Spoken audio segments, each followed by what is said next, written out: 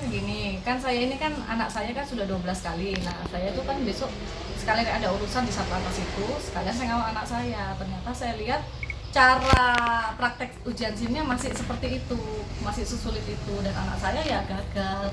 Ditambah lagi anak saya ini punya trauma dengan yang namanya polisi, dengan kasus saya yang dulu. Jadinya mungkin itu faktor pemicu anak saya gagal terus, faktor trauma itu.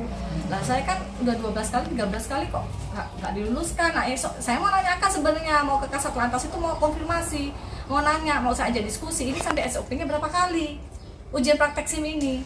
Nah, ternyata saya tidak diperkenankan ketemu Kasat Lantasnya. Banyak informasi depan tuh namanya Mas Agung bilang, bentar ya Bu, ya Ibu sudah ada janji belum? Ibu dari mana? Saya Bu Marita. Belum ada janji Bu, belum. Ya sudah, saya teleponkan ya Bu. Saya pikir diteleponkan Pak Kasat Lantasnya, ternyata ajudannya. Terus dibilang, Pak Kasat Lantas nggak ada di tempat Bu. Kok nggak ada di tempat terus sih? Waktu itu suami saya waktu ngurusin itu juga mau nemuin Kasat Lantas, mau minta kemudahan karena suami saya kan dinas di laut. Itu ternyata juga dipersulit, nggak diperkenan ketemu. Wah, ini ya saya marah lah. Berkali-kali suami saya mau ketemu nggak bisa, saya ketemu nggak bisa. Ya meluaplah saya, ini adu mulut lah saya sama anggota anak buah Kasat Lantas yang kemarin nemuin saya di bagian depan itu. Terus cekcok, ribut lah ya, saya ngamuk-ngamuk di sana. Terus bagian baur SIM-nya Pak Chandra itu keluar. Ibu bisa diselesaikan Bu di ruangan saya nggak mau, saya maunya Pak Kasat Lantas.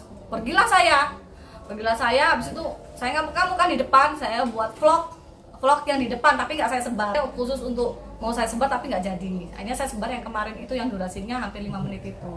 Di situ saya jelaskan, kalau begini ngamuknya saya kemarin video itu terus ada anggotanya Satlantas itu, Bu sini Bu, komandan saya mau bicara.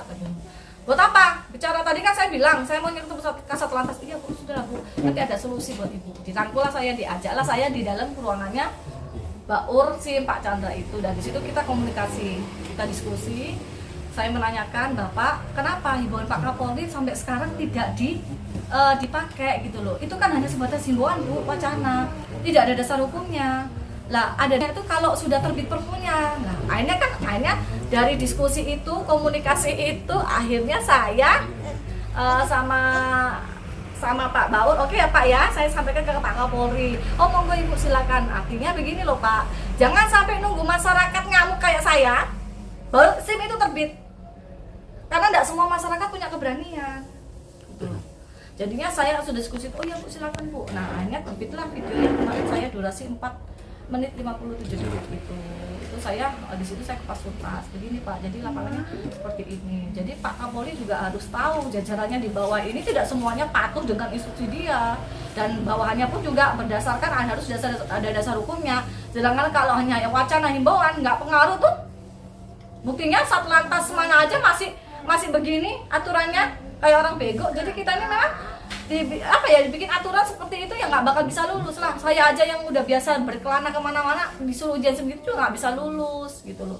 Jadi masyarakat selama ini kan memang diberatkan dengan aturan seperti itu. Masyarakat sebenarnya kan inginnya patuh ya, bikin SIM tepat waktu tapi belangkonya kosong, akhirnya sampai SIM-nya mati. Sedangkan keterhalang dengan urusan dinas di laut, suami saya pelaut, ngurusin kayak begini, terus SIM-nya mati disuruh bikin ulang dengan prosesnya seperti itu, ya ngamuk lah saya, marah lah saya. Gagalnya prakteknya aja. Kalau teorinya gampang, semua udah dilewati semua. Berarti semuanya itu gagal di praktek. Iya. Alasannya apa kan? Itu begitu masuk tuh anak saya sudah nyenggol pembatas itu. Iya, nyenggol pembatas, terus nggak bisa, garisnya nggak bisa lah, lenggangnya sempit begini kok. Tapi usianya memang 22 tahun anak saya, sudah usia bikin SIM sudah. Pastinya berapa kali kan? 12 kali, yang sama saya 13 kali. Jadi yang nggak sama saya, nggak saya dampingi, dia sendiri 12 kali. Terakhirnya 13 kali itu sama saya itu. Terima kasih sudah nonton. Jangan lupa like, subscribe, dan share ya.